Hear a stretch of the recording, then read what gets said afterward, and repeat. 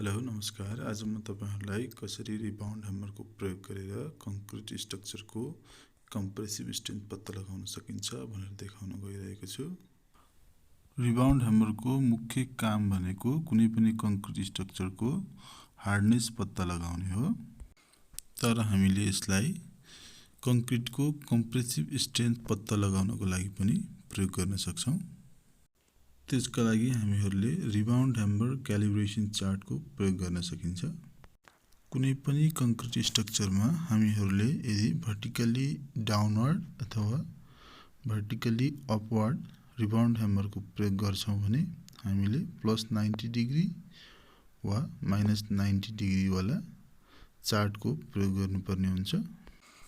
त्यस्तै रिबाउन्ड ह्यामरलाई हामीहरूले horizontally use गर्छौं भने त्यतिबेला हामीहरूले 0 डिग्री वाला चार्टको प्रयोग गर्नुपर्ने हुन्छ र इन्क्लाइन प्रयोग गर्छौं भने हामीहरूले +45 अथवा -45 डिग्री वाला चार्टको प्रयोग गरेर हामीहरूले कंक्रीटको कम्प्रेसिभ स्ट्रेन्थ निकाल्न सक्छौं।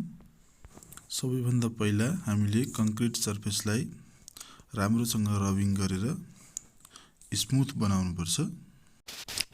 त्यसपछि हामीहरूले उक्त कंक्रीटको सर्फेसलाई 6 देखि 12 भागमा डिभाइड गर्नुपर्ने हुन्छ।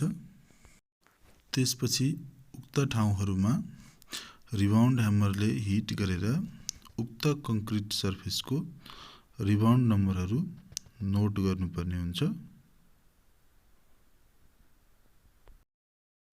मानौ हामीहरूले कंक्रीट सर्फेसमा 10 वटा अलग-अलग ठाउँहरुमा रिबाउन्ड नम्बरहरु नोट गरेका छौं।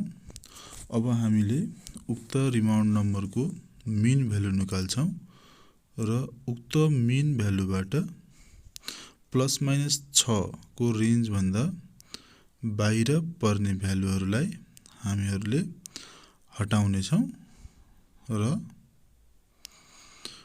बाँकी रहेका सम्पूर्ण रिबाउन्ड नम्बरहरुको पुनः मीन भ्यालु निकाल्ने छौं।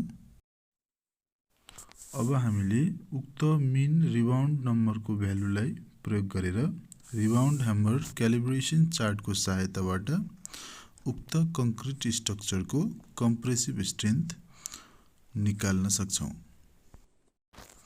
तपाईलाई यो भिडियो कस्तो लाग्यो? यदि मन पर्यो भने लाइक, कमेन्ट, शेयर अनि साथै यो च्यानललाई सब्स्क्राइब पनि गरिदिनु होला।